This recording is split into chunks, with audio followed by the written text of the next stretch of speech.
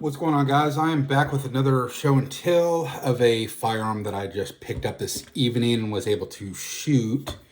So I had picked up the new Springfield Hellcat Pro, and you got a nice little cardboard box here, and inside of the box you get their little pouch here. It does come with 2 mags, a little mag loader. Let's see what else comes in here. A lock, instructions. Looks like they gave 3 shots at 10 yards. Looks like probably a 2-inch grouping. Something I'm going to get into about what I experienced when I shot this thing this evening. So anyway, I'm going to get into, sorry, I'm going to put this away here, of why I decided to go with this Hellcat Pro. So in a lot of my videos, I do mainly full-size firearms. I really like how this, it is a small but big gun, if that makes sense. So it is very equivalent to a Glock 19 as far as majority of the dimensions, except the width. And it is there are 15 round mags, and you get 2 of them. So would it have been cool to see 3? Sure, but I'm assuming they did that to keep the cost down. Sorry, I just gave this thing a bath, so it's still a little oily everywhere. I sprayed this whole thing down. So anyway, as you can see, my hand, I have very large hands, so it feels so comfortable. And there's room for my pinky. Let me see if I can get that. It does not feel uncomfortable whatsoever. So I can't, you're gonna have to go to your local gun shop and grab one of these. So I don't remember, was it 30% bigger or something than the original Hellcat? This actually accommodates the TLR7A Flex Light, so you don't need the other stream light that a little bit more expensive that mounts onto these smaller framed pistols. So just so you can see for reference, that is a TLR7A. It does come with a, oh, you guys seen there was nothing in the mag and nothing in the chamber. So it has like a tritium and front post. The U-notch is kind of new to me. I've had firearms with them before. So I want to talk about the shooting. So I was able to run 100 rounds through this tonight, and I got this thing pretty hot. I ran those 100 rounds as quick as I was able to at the local gun range that I'm at that doesn't allow rapid fire. So this thing got pretty warm pretty quick, which I wanted it to. So I'm going to get into the success of this pistol. Not that there was any failures. So one thing that I do when I'm testing a firearm is I drop the mag when there's one in the chamber and I fire the gun.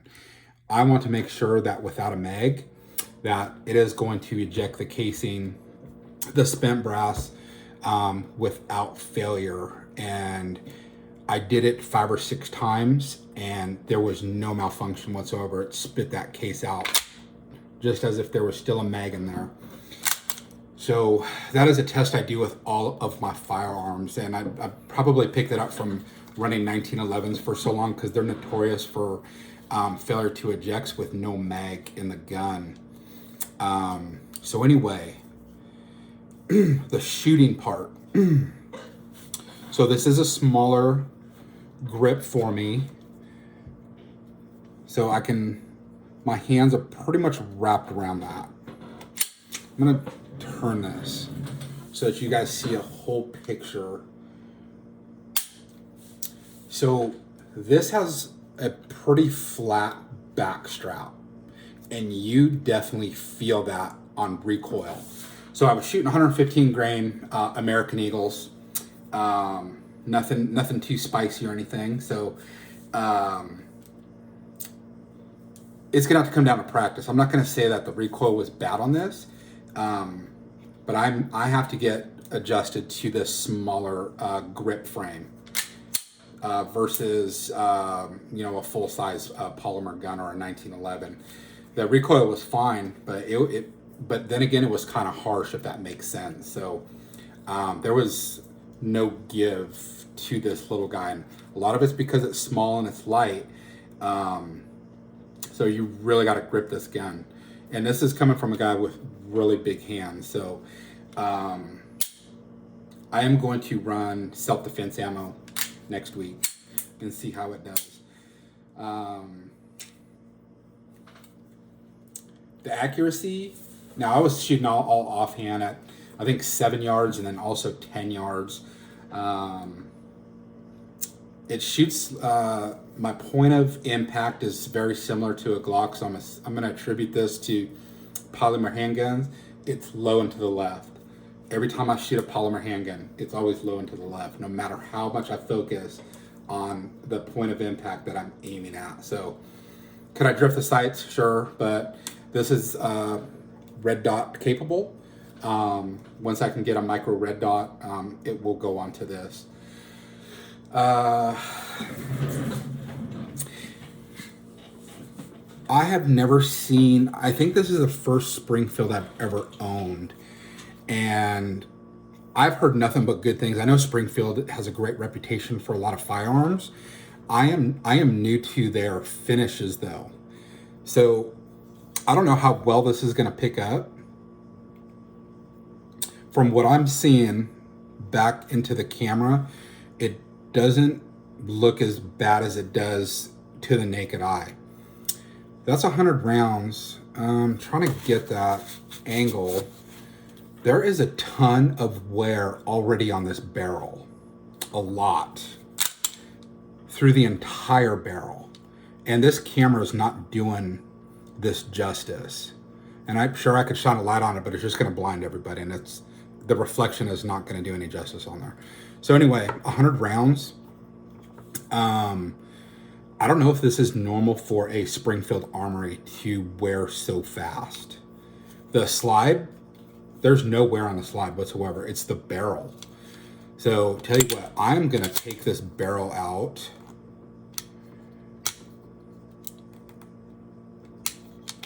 Pop up, I drop the mag. There we go. Let's see if we can get a better angle. So I do have this lubed up because I play with my new firearms pretty much non-stop. I'll rack them and dry fire them all day, afternoon and night. And so anyway, let's see, you can kind of make out the reflection's really not doing us justice here. You can kind of see a pattern though. I don't know if it's a big deal. I'm not nitpicking on this. It's just I've never seen wear so quick on a firearm before. So, and of course back here where my fingertip is, that's pretty normal as well, just like on the top of the hood of the barrel. But this whole barrel is showing tons of wear. So you see all those shiny spots? That's wear already from 100 rounds. So it might be a Springfield thing. I'm not worried about rust. I lube my guns nonstop. Even if I'm just playing with them for a few days, I'll break them back down, wipe them down, clean them, and lube them. So to the naked eye, with how I'm looking at this, there is a ton of wear all over this barrel. So, you know what? Maybe I'll reach out to Springfield and say, hey, is this normal? So looking inside of the slide, you're not gonna be able to see anything. So now that's not doing any justice there. But there's the only wear that I see, you can see the shiny spots, is the hood right there where the hood of the barrel is engaging. But everywhere else, there's no wear. Nothing on the rails, nothing on the inside, nothing on the outside. Nothing through the extractor area. So this, the face here, that was never treated. So you can see it's silver, it's shiny. There we go. There's a better angle of it. So there was never any finish on the face of this. That may have been done purposely, but there was no finish on that. So anyway, no need to jump up and down. I'm not trying to offend any of you Springfield fan folks out there. It's just something that I noticed. And hey, and if you do run Springfields and this is a normal thing, drop a comment in the box. Let me know. Like I said, I'm not freaking out about it. I'm not I don't need my firearms to look pretty all the time. I just need them to go bang every time I pull the trigger. So, and if you do run one of these, I know these are fairly new. They've been out, I think they came out here in 2022, maybe the end of 2021. But I know looking on YouTube, there's not a whole bunch of videos out yet of majority of the folks that I follow on there that are very avid firearm enthusiasts and shooters. So there's a couple out there, but not many.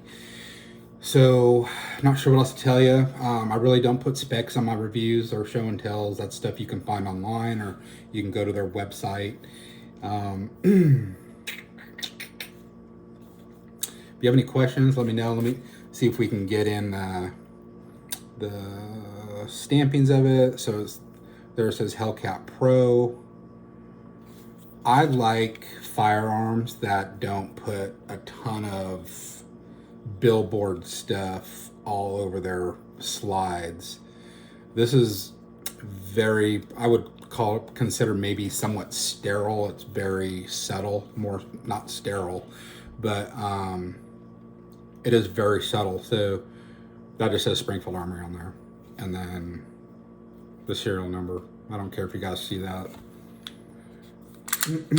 But anyway, I did like shooting this thing. It was fun. It was different than shooting a full size. So I did own a couple P365s. Definitely way too small for my hand. I could not mitigate the recoil on that.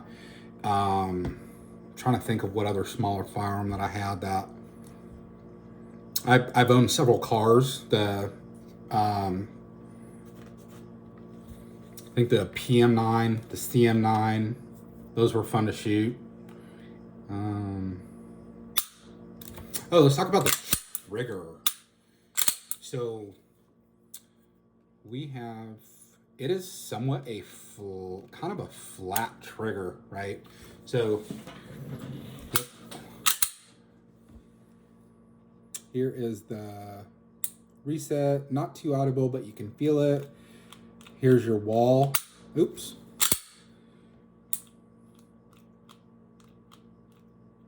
So once you hit that wall, there's not much further past that wall. A very crisp, clean break. It's not spongy. It doesn't feel funky. Actually feels very positive. So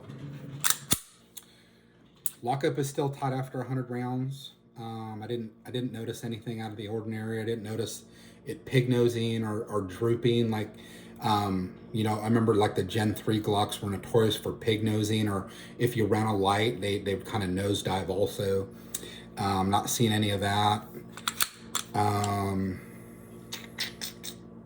think that's about it, guys. We're just shy of 15 minutes. So if you run one, let me know. If you run Springfields and that's normal, let me know too. Might save me an email or a phone call to Springfield. But like I said, I lube my shit all the time, so I'm not worried about rust. I was born and raised in Alaska. We were trained better than that. So it's a very wet climate up there. But anyway, guys, I'll talk to y'all soon.